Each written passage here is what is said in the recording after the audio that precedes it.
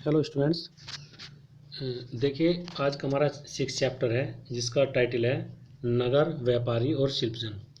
ठीक है। तो जो दिल्ली सल्तनत या मुगल साम्राज्य में नगर किस प्रकार के थे या व्यापारी किस प्रकार के थे, कौन कौन सा व्यापार करते थे, शिल्पकार किस प्रकार के थे। शिल्पकार, सबसे पहले बात ये जान लीजिए शिल्पकार होता क्या है। देखिए, शिल्पकार जो हाथ की दस्तकार भी कहते हैं इनको एक तरह से, जैसे मिट्टी की मूर्तियाँ बनाना या कपड़ा रंगाई करना, कपड़ा काटना, ये सब टोकरी बुनना। ठीक है, ये सारे किस में आते हैं, शिल्पकार, शिल्पजन ही कहते हैं इनको, जो ये कार्य करते हैं। ये चित्र भी देख सकते हैं, एक तरह से शिल्पकार का चित्र दिया है, जो काम कर रहा है बैठा हुआ है इधर। तो इसी के बारे में पढ़ेंगे हम यहाँ। ठीक है, तो पढ़ते हैं ध्यान से, लाइन टू लाइन पढ़ते हैं, और कहीं दिक्कत आ गई तो बीच बीच में हम डिस्कस भी करते जाएंगे। एक मध्ययुगीन नगर की यात्रा पर आया कोई यात्री, ठीक है, उस नगर के बारे में कैसी आकांक्षाएं रखता होगा। ठीक है, मध्ययुगीन नगर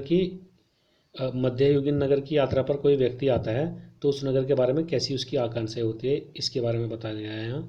तो यह इस बात पर निर्भर करता है कि वह नगर किस प्रकार का था। ठीक है, उसकी आकांक्षाएं किस प्रकार की, यह इस बात पर निर्भर करता है कि वह नगर किस प्रकार का था। क्या वह एक मंदिर नगर था, अर्थात जैसे मान लीजिए, ऐसे समझ सकते हैं आप, मान लीजिए आप हरिद्वार जाते हैं, तो जब आप हरिद्वार जाएंगे तो आपकी जो आकांक्षा होगी ये होगी कि वहाँ मंदिर देखेंगे, गंगा स्नान करेंगे। ठीक है, आप मान लीजिए आगरा जाते हैं तो आपकी आकांक्षा क्या होगी कि वहाँ जाकर के ताजमहल देखेंगे, वैसी फीलिंग आ जाएगी। तो यही कहना चाहता है यहाँ, यही बताया गया है हमें यहाँ। ठीक है, तो किस प्रकार का था, क्या वह एक मंदिर नगर था, क्या मतलब मंदिर नगर, क्या वहाँ मंदिर था कोई, या एक प्रशासनिक केंद्र था, या वाणिज्य शहर था, या पत्तन नगर था, या किसी अन्य प्रकार का शहर था। ठीक है, जैसे नगर में कोई जाता है तो वैसी उसमें आकांक्षाएं रखता है आने वाला जो आगंतुक होता है या जाने वाला जो व्यक्ति होता है। वस्तुतः कई नगर तो एक साथ अनेक प्रकार के थे, वस्तुतः कई नगर तो एक साथ अनेक प्रकार के थे, अर्थात उनमें मल्टीपर्पज उस चीज़ें होंगी, मल्टीपर्पज बातें होंगी कुछ। वे प्रशासनिक तथा मंदिर नगर होने के साथ साथ वाणिज्यिक कार्यकलापों और शिल्प उत्पादन के केंद्र भी थे। देखिए, अर्थात मल्टीपर्पज कह सकते हैं, कुछ नगर अनेक प्रकार के भी थे, अनेक प्रकार के जैसे प्रशासनिक नगर भी थे। ठीक है, और मान लीजिए वहाँ मंदिर भी थे, और क्या था, साथ साथ वाणिज्य कार्यकलापों और शिल्पकारों के उत्पादन के केंद्र भी थे वहाँ। ठीक है, तो ये सारी अपेक्षा होंगी जो व्यक्ति आता होगा वहाँ। अब ये वो दिया है, मानचित्र दिया है, इसको देख सकते हैं आप। मानचित्र एक, मध्य और दक्षिण भारत में व्यापार और शिल्पकार के उत्पादन के कुछ प्रमुख केंद्र, अर्थात दक्षिण भारत और मध्य भारत में जो उत्पादन के केंद्र थे, ये लिखा गया है, ये उत्पादन के केंद्र थे इस तरह, यहाँ उत्पादन होता था। जैसे काबुल है, यहाँ काबुल है, और ये आपका सूरत हो गया यहाँ, इसको देख सकते हैं आप, मूसलीपट्टम हो गया है। ठीक है, और सूरत में जो अंग्रेजों ने पहली फैक्ट्री बनाई थी व्यापार हेतु, जब ये अंग्रेज आए थे भारत में। ये अरब सागर हो गया, इधर ये बंगाल की खाड़ी हो गया देखो।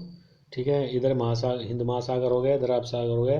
ये भारत एक प्रायद्वीप की तरह बन गया एक तरह से। ठीक है, प्रायद्वीप उसको कहते हैं जो तीनों ओर जल से घिरा होता है। तो आपने देखा होगा ये दक्षिण वाला पार्ट भारत का तीनों ओर जल से घिरा है, तो इसलिए हम क्या कहते हैं, इसको प्रायद्वीप कहते हैं।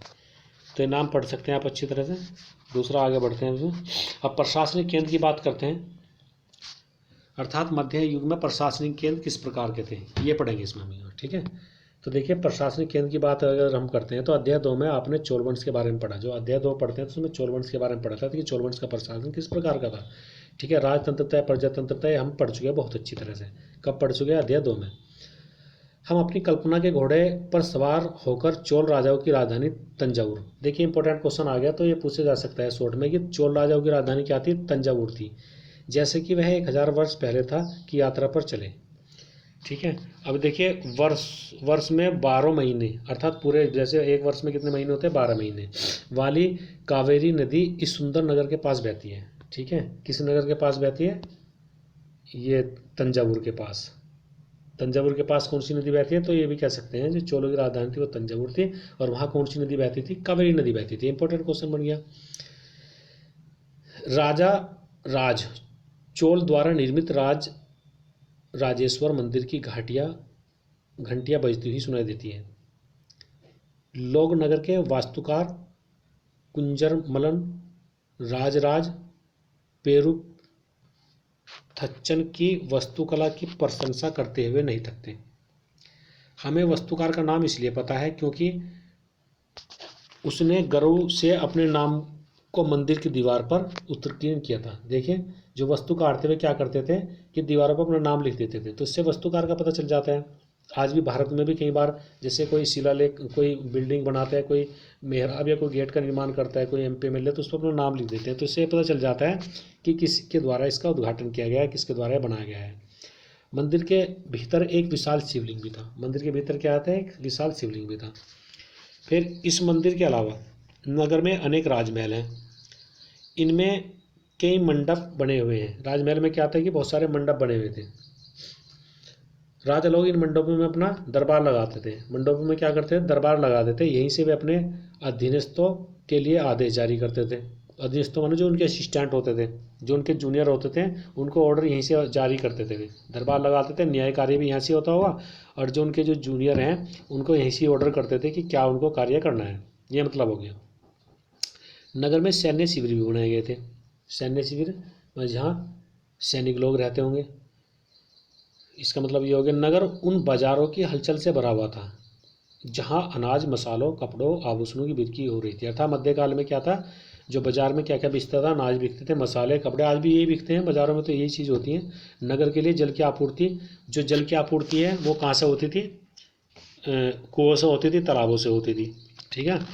तंजावुर और उसके निकटवर्ती नगर उरेयूर के सालिय बुनकर मंदिर के उत्सव के लिए झंडे झंडियाँ बनाने का कपड़ा, राजा और अभिजात वर्ग के लिए बढ़िया सूती वस्त्र और जनसाधन के लिए मोटा सूती वस्त्र तैयार कर रहे हैं।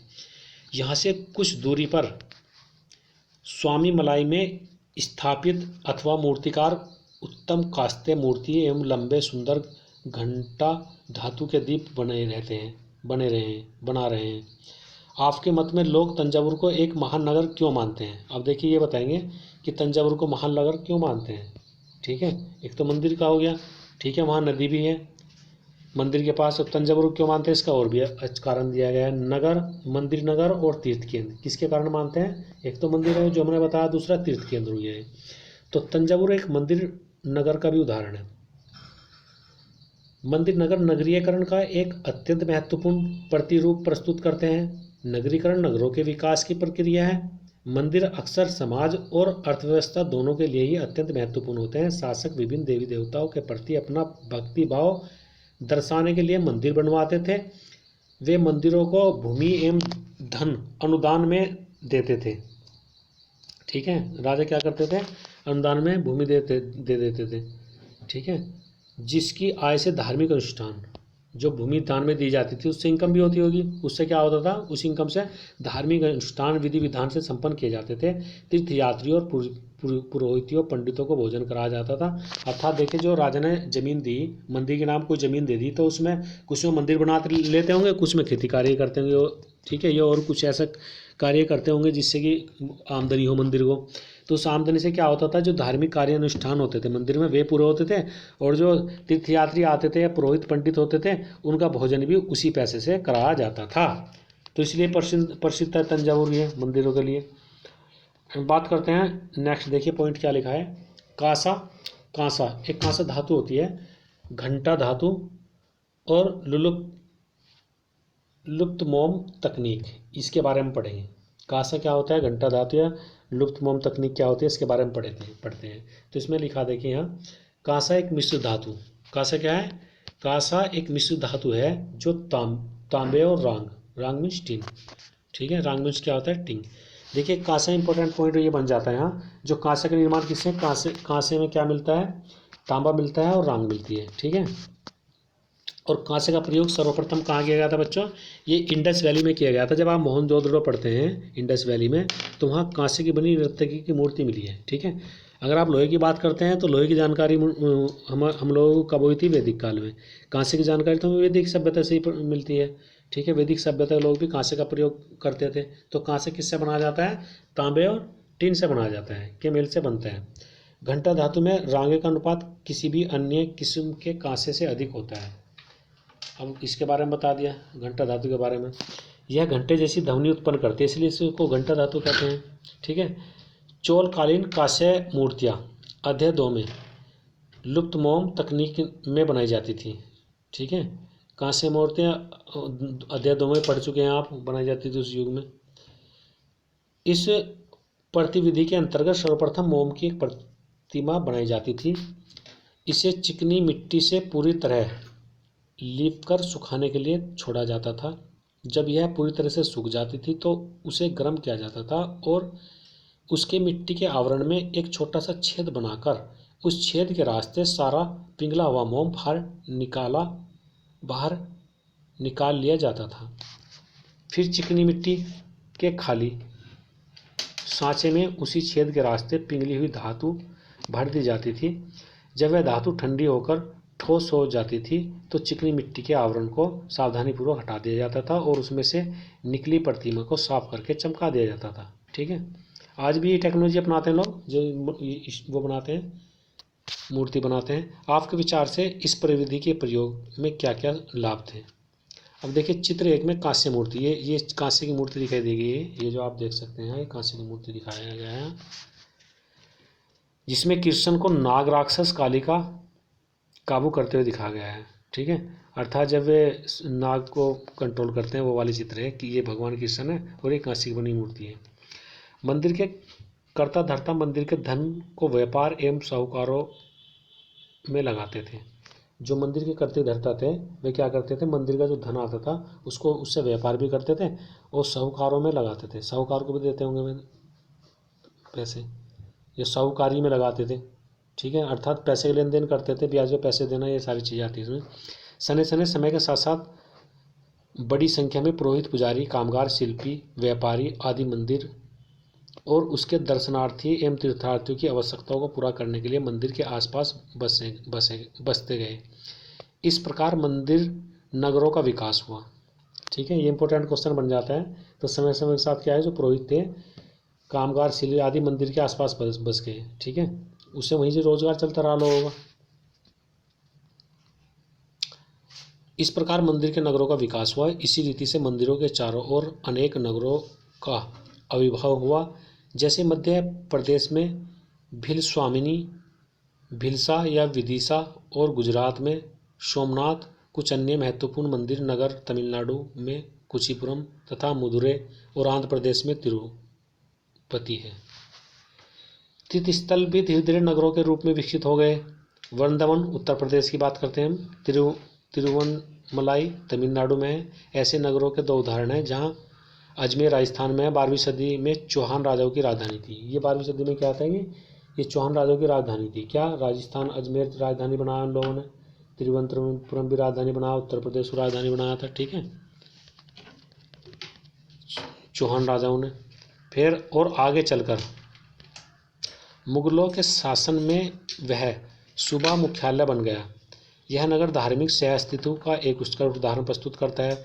सुप्रसिद्ध सूफी संत ख्वाजा मोइनुद्दीन चिश्ती अध्याय 8 में देखें, यहाँ 12वीं शताब्दी में बस गए थे और उनके दर्शनार्थी एवं श्रद्धालु सभी। देखिए, नगर व्यापार शिल्पजन के बारे में बताया गया है। पंथों और मतों में हुआ करते थे। अजमेर के पास ही पुष्कर सरोवर है, जहाँ प्राचीन से ही तीर्थयात्री आते थे। अब ये छोटे नगरों का संजाल जो है, इसके बारे में कल पढ़ेंगे। ठीक है, बस आज की वीडियो इतनी है। Thanks for watching this video, क्योंकि वीडियो लंबा हो जाएगा, इसमें इतने रहने दीजिए, बाकी कल पढ़ लेंगे इसको।